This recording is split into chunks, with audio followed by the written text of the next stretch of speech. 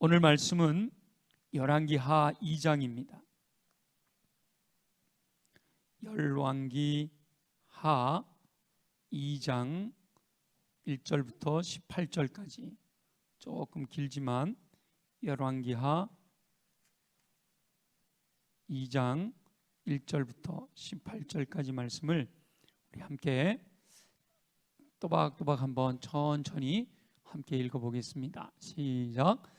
여호와께서 회오리 바람으로 엘리야를 하늘로 올리고자 하실 때에 엘리야가 엘리사와 더불어 길갈에서 나가더니 엘리야가 엘리사에게 이르되 청하건대 너는 여기 머물라.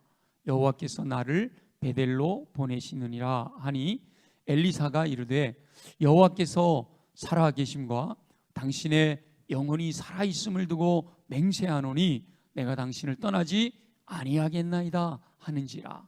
이에 두 사람이 베델로 내려가니 베델에 있는 선지자의 제자들이 엘리사에게로 나와 그에게 이르되 여호와께서 오늘 당신의 선생을 당신의 머리 위로 데려가실 줄을 아시나이까 하니 이르되 나도 또한 아노니 너희는 잠잠하라 하니라.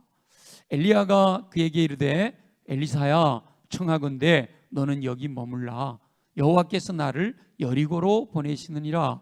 엘리사가 이르되 여호와께서 살아계심과 당신의 영혼이 살아있음을 두고 맹세하노니 내가 당신을 떠나지 아니하겠나이다 하니라. 그들이 여리고에 이르매 여리고에 있는 선지자의 제자들이 엘리사에게 나와 이르되 여호와께서 오늘 당신의 선생을 당신의 머리 위로 데려가실 줄을 아시나이까 하니 엘리사가 이르되 나도 아노니 너희는 잠잠하라. 엘리야가 또 엘리사에게 이르되 청하건대 너는 여기 머물라. 여호와께서 나를 요단으로 보내시느니라 하니 그가 이르되 여호와께서 살아 계심과 당신의 영혼이 살아 있음을 두고 맹세하노니 내가 당신을 떠나지 아니하겠나이다 하는지라. 이에 두 사람이 가니라. 선지자의 제자 50명이 가서 멀리 서서 바라보매 요단가에 서 있더니 엘리야가 겉옷을 가지고 말아 물을 치매 물이 이리저리 갈라지고 두 사람이 마른 땅 위로 건너더라. 건너매 엘리야가 엘리사에게 이르되 나를 내게서 데려감을 당하기 전에 내가 내게 어떻게 할지를 구하라. 엘리사가 이르되 당신의 성령이 하시는 역사가 갑절이나 내게 있게 하소서 하는지라. 이르되 내가 어려운 일을 구하는도다. 그러나 나를 내게서 데려가시는 것을 내가 보면 그 일이 내게 이루어지려니와 그렇지 아니하면 이루어지지 아니하리라 하고 두 사람이 길을 가며 말하더니 불수레와 불말들이 두 사람을 갈라놓고 엘리야가 회오리 바람으로 하늘로 올라가더라. 엘리사가 보고 소리 지르되 내 아버지여 내 아버지여 이스라엘의 병거와 그 마병이여 하더니 다시 보이지 아니하는지라. 이에 엘리사가 자기의 옷을 잡아 둘로 찢고 엘리야의 몸에서 떨어진 겉옷을 주워 가지고 돌아와 요단 언덕에 서서 엘리야의 몸에서 떨어진 그의 겉옷을 가지고 물을 치며 이르되 엘리야의 하나님 여호와는 어디 계시니까 하고 그도 물을 치매 물이 이리저리 갈라지고 엘리사가 건너니라. 맞은편 여리고에 있는 선지자의 제자들이 그를 보며 말하기를 엘리야의 성령이 하시는 역사가 엘리사 위에 머물렀다 하고 가서 그에게로 나아가 땅에 엎드려 그에게 경배하고 그에게 이르되 당신의 종들에게 용감한 사람 50명이 있으니 청하건대 그들이 가서 당신의 주인을 찾게 하소서. 염려하건대 여호와의 성령이 그를 들고 가다가 어느 산에나 어느 골짜기에 던지셨을까 하나이다 하니라. 엘리사가 이르되 보내지 말라 하나 무리가 그로 부끄러워하도록 강청하매 보내라 한지라. 그들이 50명을 보냈더니 사흘 동안을 찾되 발견하지 못하고 엘리사가 여리고에 머무는 중에 무리가 그에게 돌아오니 엘리사가 그들에게 이르되 내가 가지 말라고 너에게 이르지 아니하였느냐 하였더라. 아멘. 아멘.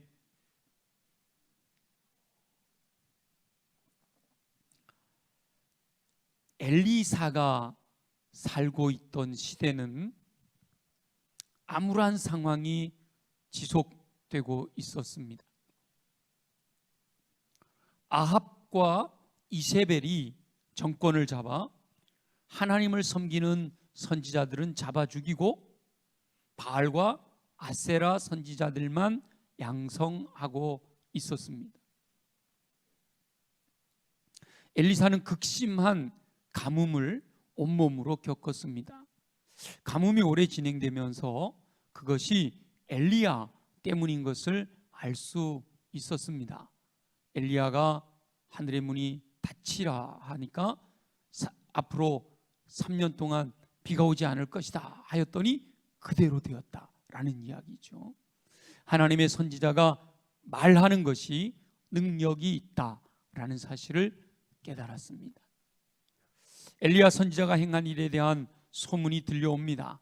비록 상황은 암울하지만 하나님께서 엘리야를 통해 역사하심에 대하여 들으며 희망을 품게 되었습니다.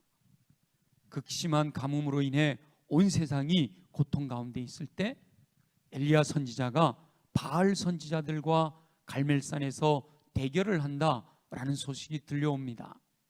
그리고 그 대결에서 엘리야 선지자가 승리하였고 바알 선지자들은 모두 죽임을 당하였다라는 소식을 전해 들었습니다.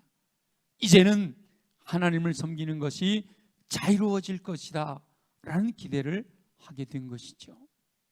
그러나 아합의 아내 이세벨이 엘리야를 죽이겠다고 나섰습니다.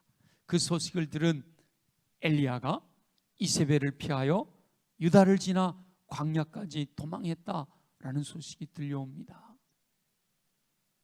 갈멜산의 이 놀라운 역사로 인하여 희망을 가졌던 엘리사는 또다시 실망하게 되었습니다. 엘리사는 이 암울한 상황에서 자신이 할 수 있는 일이 아무것도 없다 라는 사실에 절망하였을 것입니다.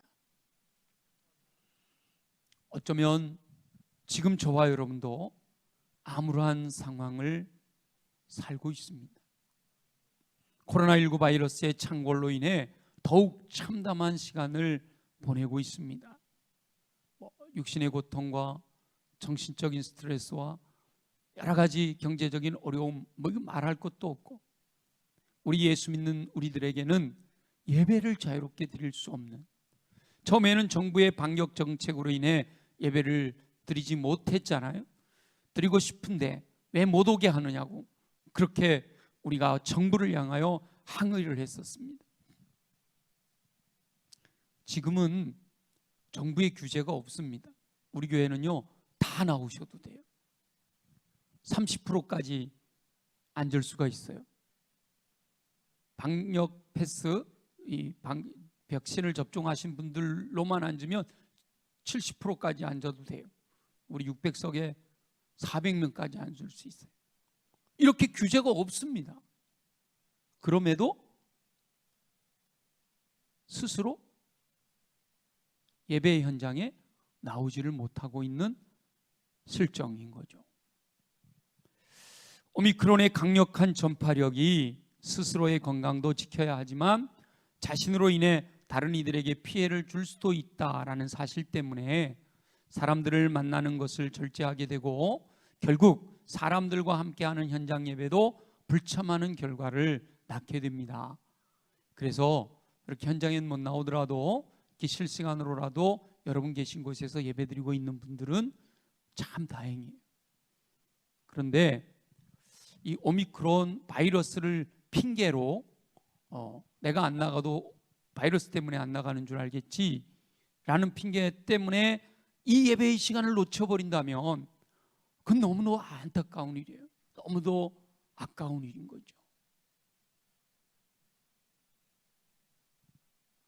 이와 같은 상황에서 힘없는 개인 한 사람 한 사람이 할 수 있는 일은 정말 아무것도 없습니다. 지금은 현장에 예배드리러 나오세요 그러면 큰일 나는 것처럼 쳐다보잖아요.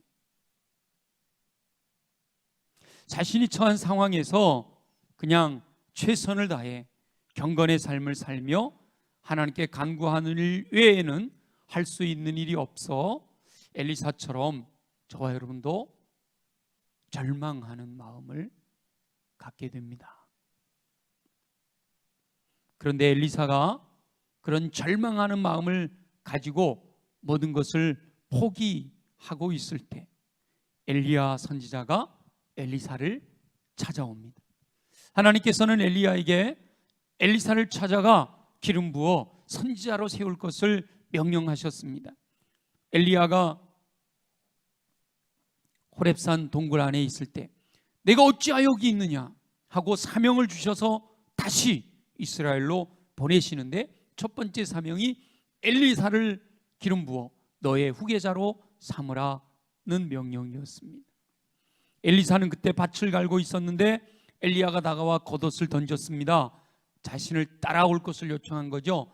예수님께서 제자들을 부르실 때 나를 따라오너라 라고 하신 것처럼 엘리야가 엘리사에게 나를 따라와라 라고 요청한 겁니다. 엘리사는 바로 일어나 부모와 작별한 후 엘리야를 따라 나섰습니다. 엘리야의 시대에 하나님의 선지자는 젊은이들이 선호하는 직업이 아니었습니다. 그럼에도 하나님께서 부르시니 엘리야를 따라 나섰던 것이지요. 제가 신학대학원을 갈 때만 해도 신학대학원은요 경쟁이 심했습니다. 신학대학도 그렇고 신학대학원도 그렇고요 경쟁이 심했어요. 많이 떨어졌습니다. 재수도 하고 삼수도 하고 말이죠. 그 증거가 우리 장석한 목사님이 삼수하여 들어갔어요. 지금은요 우리 서울신학대학 대학원이요 미달이에요. 미달이에요. 저희 때만 해도 세속적으로 표현하면 목사라고 하는 직업이 선호도가 있었다는 거죠. 물론 성령의 역사로 말미암아 헌신적인 분들도 있었지만 그것과 함께 그 사회적인 어떤 분위기로 목사라고 하는 직업도 선호의 대상이 되었던 것입니다. 지금은요 교회가 조롱거리가 되고 있는 시대거든요. 성령의 역사가 없으니까 젊은이들이 헌신도 하지 않을 뿐만 아니라 목사라고 하는 직업 자체도 선호하는 직업이 아닌 게 되어버렸어요. 엘리사의 시대에 젊은이들이 하나님의 선지자가 되려 하지 않았어요. 엘리야를 따라 나서서 선지자로 훈련받는 일은 고난의 연속이었습니다. 오히려 생명을 담보하는 일이었습니다. 아합이 언제 또 마음이 바뀌어서 하나님의 선지자들을 죽이려고 하는지 모릅니다. 이세발이 어느 순간 하나님의 선지자들을 잡아 죽여라 라고 하는지 모르는 그런 상황이에요. 하나님의 선지자가 된다라는 것은 가난하고 고난받고 고통받는다라는 것이 뻔한 인생이었던 것이죠. 엘리사는 나름 부잣집 아들입니다. 12결이 소를 끌며 밭을 가를 정도니까 대단한 부자예요. 그런데 모든 것을 버려두고 하나님의 선지자가 부르니까 따라 나서는 거죠. 엘리사는 하나님의 부르심을 따라 엘리야를 수종들며 선지자로서 철저하게 훈련을 받았습니다. 이 선지자들이 얼마나 가난했는지 나중에 엘리사가 일으키는 기름병이 그릇에 가득 채워지는 그 사건만 봐도 알 수 있잖아요. 너무너무 가난했어요. 지금도 주의 일을 하고 풀타임으로 하나님께 헌신된 목회자들 중에 너무너무 어렵게 사는 분들이 많아요. 우리 지방에만 해도 우리가 미자립 교회라 그러잖아요. 작은 교회가 70% 정도가 다 미자립이에요. 70세 은퇴하신 목사님들의 통계가 정확하지는 않습니다만은 어떤 분이 그러더라고요. 70세 은퇴하신 목사님들 중에 90%가 다 생활보호 대상자라는 거예요. 주를 위해 평생을 헌신했는데 경제적으로는 힘들고 어렵다는 거예요. 그러니까 그 길을 가려고 하는 사람들이 점점 줄어들고 있는 거죠. 바로 이 엘리사의 시대에도 하나님의 선지자로 나서는 일은 고난의 길이었던 거예요. 그럼에도 불구하고 하나님이 부르시니까 엘리사는 그 길을 따라 믿음으로 달려와서 그 고난을 감수하며 엘리야에게 하나님의 능력을 전수받고 하나님의 선지자로 살아가는 삶에 대하여 훈련받고 있었어요. 그런데 이제 하나님께서 엘리야를 불러가실 때가 되었다라는 겁니다. 엘리사뿐만 아니라 엘리야의 제자들로서 선지자 훈련을 받던 이들이 바로 그 사실을 알게 되었어요. 베델에도 여리고에도 요단에도 있던 제자들이 다 그 사실을 알고 있었다는 거예요. 그러니까 참 아이러니하잖아요. 아합의 시대, 가장 우상이 극심했던 그 시대에 선지자 훈련을 받는 생도들에게도 이런 영감이 있었다는 거예요. 엘리야를 하나님이 불러가실 때가 됐다, 이런, 그것도 하늘로 올려가실 거야 라고 하는 이런 영감이 그 선지자 생도들에게 있었다는 거 아닙니까? 얼마나 놀라운 일이에요. 그런데 엘리사는 아직 엘리야에게 훈련받을 것이 많은데, 내가 엘리야를 대신하여 그 역할을 감당하려면, 엘리야의 후계자가 되어서 그 하나님의 일을 감당하려면 아직도 내가 더 엘리야에게 배워야 할 것도 많고, 엘리야에게 전수받아야 될 것도 많고, 엘리야의 더 혹독한 훈련을 받아야 내가 엘리야의 버금가는 그런 선지자로서 하나님의 나라를 세워갈 터인데, 엘리야가 하나님께로 돌아가서야 하는 것이 안타까운 거예요. 나이가 드니까 하나님이 부르실 수밖에 없잖아요. 여호수아가 나이 들어 늙은 것처럼 그 기라성 같은 하나님의 사람들도 다 수명이 다하여 지금 다 하나님의 나라들 계신 거 아니에요? 근데 그 일을 이어받아 계승하여 그 일을 더 확장시켜서 또 다른 후계자들에게 물려줘야 될 사명이 저와 여러분들에게도 있는 거예요. 엘리사가 그 엘리야가 행했던 능력을 보면 자기는 너무 보잘것없는, 너무 부족한 거예요. 너무 안타까운 거죠. 엘리사는 엘리야가 하나님께 쓰임받을 때 나타낸 능력들을 모두 알고 있기 때문에 자신은 언제나 부족하다라는 사실을 늘 절감하고 있었습니다. 자신이 엘리야의 뒤를 이어야 하는데 자신이 없었던 거예요. 어떻게든 엘리야에게서 더 많은 것들을 전수받아야 했습니다. 그래서 엘리야를 바짝 따라다니는 거예요. 엘리야가 말하는 것을 지켜보는 거예요. 엘리야가 행동하는 것을 보는 거예요. 심지어 엘리야의 표정, 엘리야의 몸짓 하나까지도 유심하게 보면서 하나님이 이 엘리야 선지자를 쓰시는 이유가 뭘까? 하나님께서 이 엘리야 선지자를 통해서 역사하시는 그 통로가 뭘까? 이 엘리야가 하나님의 능력의 장중에 붙들림 받은 그 원인은 뭘까? 늘 기도하는 가운데 깊이 연구하고 또 묵상하고 그러면서 엘리야를 본받으려고 하는 거죠. 그런데 엘리야 선지자는 무슨 이유에서인지 조용히 하나님의 부르심을 받고 싶어 제자들을 떼어놓으려고 합니다. 엘리사도 자꾸 떼어놓으려고 그래요. 따라오지 말라고 그래요.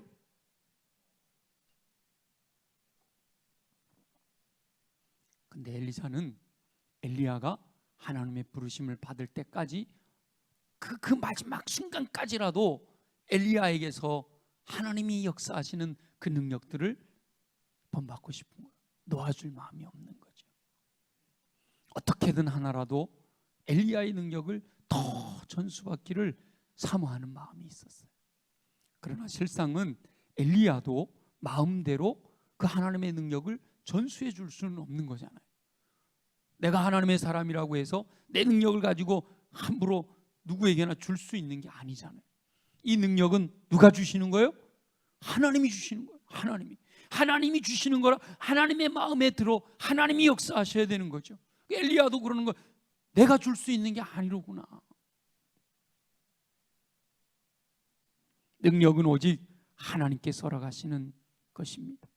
그런데 엘리사는 끝까지 사모하는 마음으로 엘리야를 따라갑니다. 엘리야가 하나님의 부르심을 받는 장면을, 그 현장을 목격하게 되는 거죠.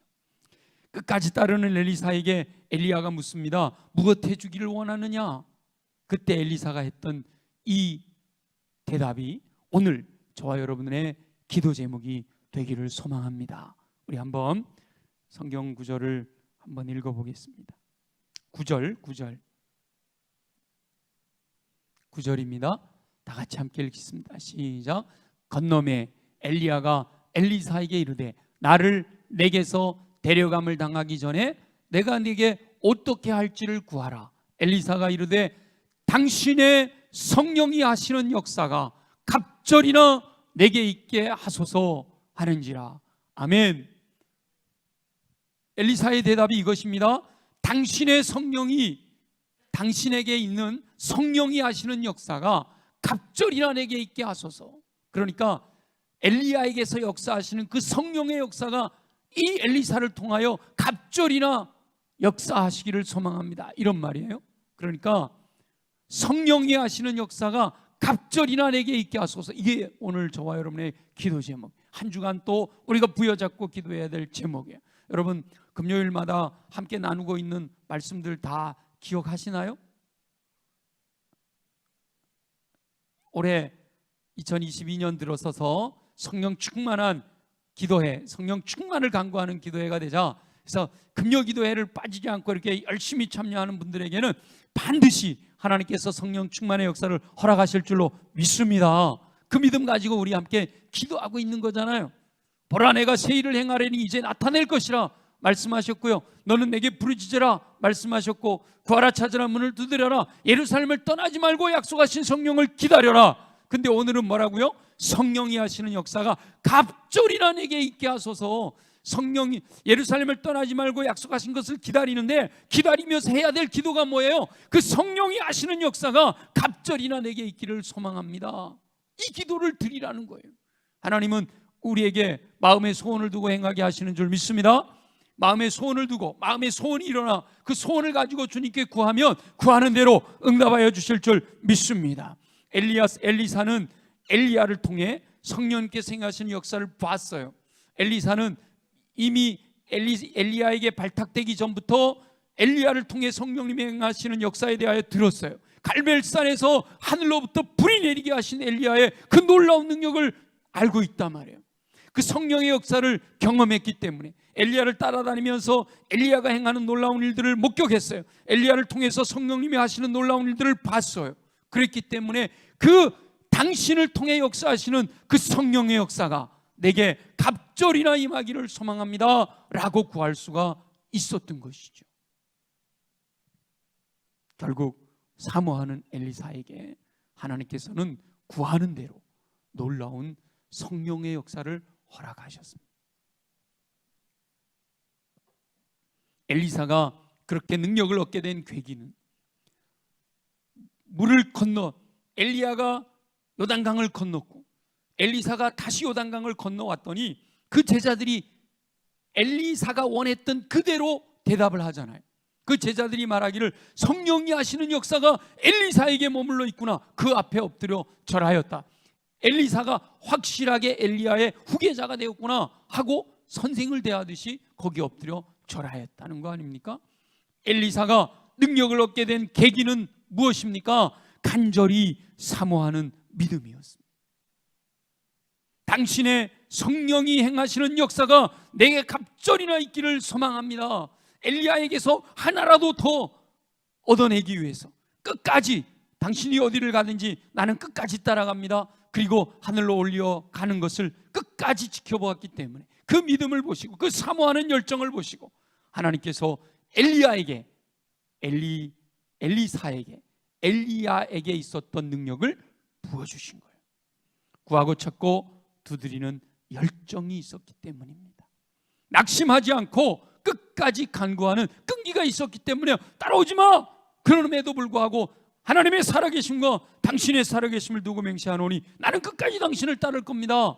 그 믿음이 있었던 거예요. 끈기가 있었던 거예요. 열정이 있었던 겁니다. 그렇게 사모하는 영혼들에게 하나님께서는 능력을 더입혀 주시는 줄로 믿습니다. 아마 주면 주시고 좋고 뭐 안 주셔도 그만이죠. 절대로 하나님 안 주십니다. 간절히 사모하는 영혼, 성경에 보면 간절히 사모하는 영혼들을 주님이 쓰셨어요. 저와 여러분도 사모함으로 능력의 통로로 쓰임받게 되시기를 예수님의 이름으로 축원합니다. 그렇게 받게 된 엘리사의 능력은요, 놀랍습니다. 여리고의 물 근원을 고쳐주었습니다. 대머리라 조롱하는 아이들을 저주하며 고미나와 그들을 죽였습니다. 선지자의 제자의 아내 과부의 끊임없이 나오는 기름 그릇 사건이 있었지요. 수냄 여인에게 아들을 낳을 것이라 예언하니 그대로 되었고요. 그 아이가 죽었을 때 살려내기도 합니다. 큰 솥에 끓인 독이 든 국의 독을 해독해 주지요. 보리떡 20개와 자루에 담은 채소로 100명이 먹을 수 있도록 합니다. 군대 장관 나아만의 나병을 고칩니다. 나무하다 잃어버린 쇠도끼를 찾아주지요. 아람 군대의 비밀을 미리 알고 물리칩니다. 하사엘이 다메섹의 왕이 될 것을 예언합니다. 제자를 시켜 예후에게 기름을 붓지요. 스승인 엘리야가 다하지 못한 사명을 엘리사가 완수합니다. 죽은 후에도 시체가 엘리사의 뼈에 닿았을 때 그 시체가 회생하는 역사가 일어나기도 했습니다. 그래서 성경에 엘리사는 예수님 다음으로 많은 기적을 행한 선지자였습니다. 그가 사모하는 대로 엘리야, 당신의 성령이 행하시는 역사가 내게 갑절이나 있기를 원하나이다 라고 했던 그 기도대로 하나님께서 엘리사에게 역사하신 거죠. 저와 여러분도 동일한 믿음을 가지고 구할 때 우리 주님께서 저와 여러분들을 하나님의 능력의 통로로 써주실 줄로 믿습니다. 저와 여러분이 지금 아무것도 할 수 있는 일이 없어서 안타까워하죠. 저도 너무 안타깝습니다. 그래서 서재에서 늘 성경 읽고 기도하고 또 이 교회의 책을 또 많이 읽을 수 있어서 한편으로 감사하기도 하지만 우리 성도들의 여러 가지 사정들을 또 돌아볼 수 없어 안타까운 마음이에요. 그러나 분명한 것은 하나님은 살아계신 줄로 믿습니다. 살아계신 하나님께서 역사하시면 불가능이 가능하게 될 줄로 믿습니다. 우리가 성령 충만한 사도들이 행한 역사가 기록되어 있는 사도행전이 있잖아요. 성령 충만한 그 두려워 떨던 제자들이 성령으로 충만한 다음에 얼마나 강하고 담대했는지 성경이 우리에게 증언하고 있잖아요. 기독교 역사 가운데 성령께서 행하신 놀라운 일에 대한 기록들이 남아 있습니다. 우리나라 초창기에 성령의 역사로 놀라운 부흥이 일어났습니다. 우리 수원교회 역사에도 성령의 놀라운 능력이 나타났어요. 저와 여러분들 중에는 예수 믿고 처음 뜨거웠을 때 정말 절절한 간절함을 가지고 주님 앞에 가까이 나와 성령 충만함으로 말미암아 성령과 함께 동행하며 충만한 은혜 가운데 능력 있는 삶을 살았던 경험들이 있단 말이에요. 기록으로 남아있는 놀라운 성령의 역사가 갑절이나 부어지기를 사모하는 저와 여러분에게 넘치게 되시기를 간절히 소망합니다. 이제는 식어진 그 능력이 갑절이나 임하게 되기를 간절히 사모해야 합니다.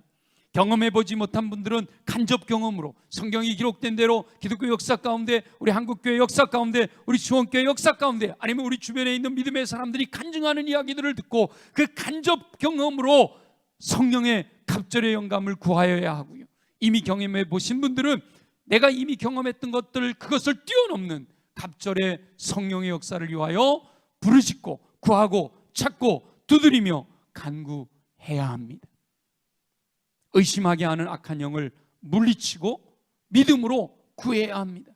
불가능을 가능하게 하시는 새 일을 행하실 것을 말씀하신 하나님의 약속을 부여잡고 무엇보다 정결함으로 주님 앞에 예수 보혈로 나를 날마다 정결케 하고 성령의 새롭게 하심으로 날마다 나를 점검하고 하나님께 더 가까이 나아가 구하고 찾고 두드릴 때 우리 주님이 좋은 것을 주시겠다, 성령을 주시겠다 하신 대로 약속하신 것을 기다려라 말씀하신데 오순절 성령의 놀라운 임재가 임하신 것처럼 저와 여러분들을 통해서도 놀랍게 역사하여 주실 줄 믿습니다. 하나님께서는 사모하며 간구하는 영혼들에게 성령님이 행하시는 갑절의 역사를 허락해 주실 줄 믿습니다. 엘리사가 이 땅에서 행하였던 놀라운 능력의 역사가 저와 여러분들을 통해서도 나타나게 될 줄 믿습니다. 야고보 선지자는 분명히 말합니다. 엘리야는 우리와 성정이 같은 사람이라는 거예요. 엘리야가 무슨 천사가 변한 사람이 아니에요. 우리하고 똑같은 사람이라는 거예요. 그런데 그 엘리야가 하늘을 닫으면 하늘 비가 오지 아니하고 하늘을 열면 비가 오는 이런 놀라운 역사가 일어났다는 거예요. 엘리야도 우리와 똑같은 사람이기 때문에 저와 여러분도 이 성령이 행하시는 역사가 갑절이나 저와 여러분 위에 있게 되면 저와 여러분도 엘리야처럼 엘리사처럼 하나님의 능력을 이 땅에 펼쳐내는 능력의 통로로 쓰임받게 될 줄로 믿습니다. 사도행전의 성령의 역사가 저와 여러분의 삶의 현장에 임하게 될 줄 믿습니다. 이전에 뜨거웠던 믿음의 열정이 다시 솟아나는 은총이 임하게 될 줄로 믿습니다. 여러분 그럴 때가 있잖아요. 야, 내가 10년 전만 해도, 내가 20년 전만 해도 내가 그 힘들고 어려울 때는 그렇게 간절함으로 주님께 매어달려 기도했는데, 밥 먹는 것보다 기도하는 것에 더 집중했는데 지금 내가 이렇게 살고 있어서는 안 되지, 이런 마음 갖고 있는 분들, 이 지금 엘리사처럼 기도해야 되는 거예요. 성령이 행하시는 역사가 갑절이나 내게 있게 하여 주옵소서. 10년 전 20년 전 내가 뜨거웠던 그때보다 갑절이나 되는 열정이 내 안에서 솟아오르게 하여 주옵소서. 그래서 한 명이라도 그런 열정이 우리 안에 솟아오르기 시작하면 그것이 흘러넘치고 그것이 전염이 돼서 교회 전체, 우리 교회 모든 성도들에게 성령이 행하시는 역사가 갑절이나 임하는 놀라운 은혜가 임하게 될 줄로 믿습니다. 암울한 시기라고 하여 낙심하고 절망하고 있는 것은 악한 영이 바라는 일이에요. 그럴수록 더욱 엘리사와 같이 간절함으로 사모하는 열정이 있어야 합니다. 아무것도 할 수 없다고 낙심하여 절망하지 말고 하나님께서 행하실 일을 기대하며 모두 함께 갑절의 영감을 간구할 수 있게 되기를 소망합니다. 저와 여러분이 하나님의 약속을 신뢰하고 성령께서 행하시는 갑절의 영감을 간구할 때 허락하시는 총 누리게 될 줄로 믿습니다. 아무쪼록 하나님께서 성령께서 행하시는 갑절의 영감을 저와 여러분들에게 허락해 주실 때 암울한 이 땅에 이 시대에 빛을 발하며 하나님의 영광을 나타내는 삶을 사는 저와 여러분들이 되시기를 예수님의 이름으로 축원합니다.